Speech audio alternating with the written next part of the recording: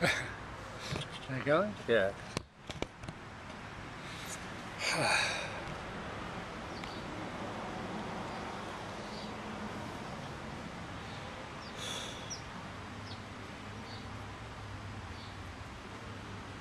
This is survival fear.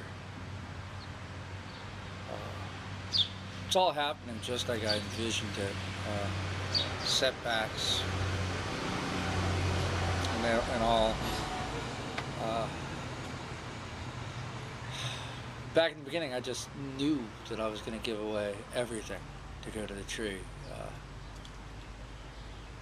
But wow, I mean, I've got nothing in reserve. Emotionally, this is man on a wire stuff.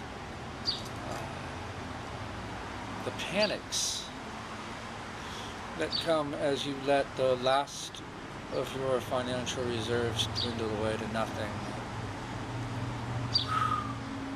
In 3 or 4 weeks, what little stuff I've left, mementos, the clothes, the books, they'll all be in storage.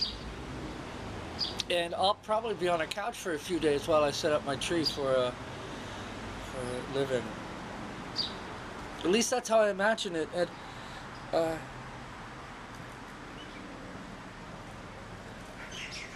how I imagine it. People say that you live the life you want. And I think that's always been the case with everybody, that we live the life that we want. From the poorest of the poor to the richest of the rich. It's the ideas that we have and how we set them into motion that determines what our life looks like. At least that's how I imagine it.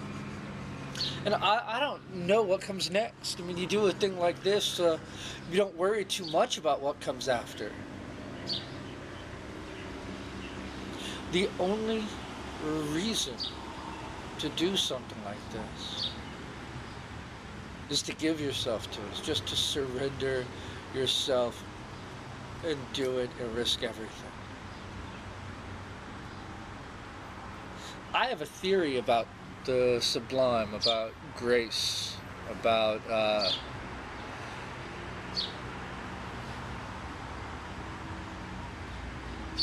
sublime, about the divine.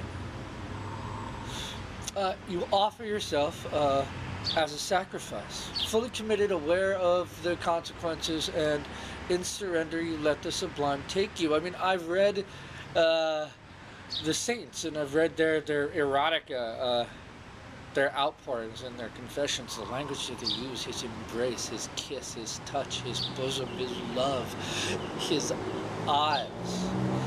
And that's from the men. The women are practically raunchy in comparison. The language of Teresa of Avila speaks of bondage and mastery, of subjugation and surrender, of ecstatic ravishment.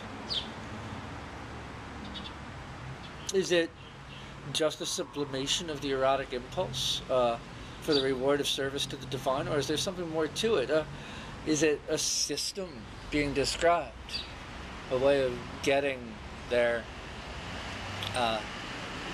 The AA people say that the first step is to acknowledge that you're powerless without grace. What's grace? Grace is merely the awareness of the divine. Now, I'm not, I am using Judeo-Christian terms because these are the only ones that I know, and I'm even giving him, respect of the capital G, but English is well suited for talking about the divine. The English have been Christians practically since the founding of London. They were speaking of God in a language they couldn't even speak, they could just read it. Anyway, I'm freaking out. And this is what a man freaking out looks like.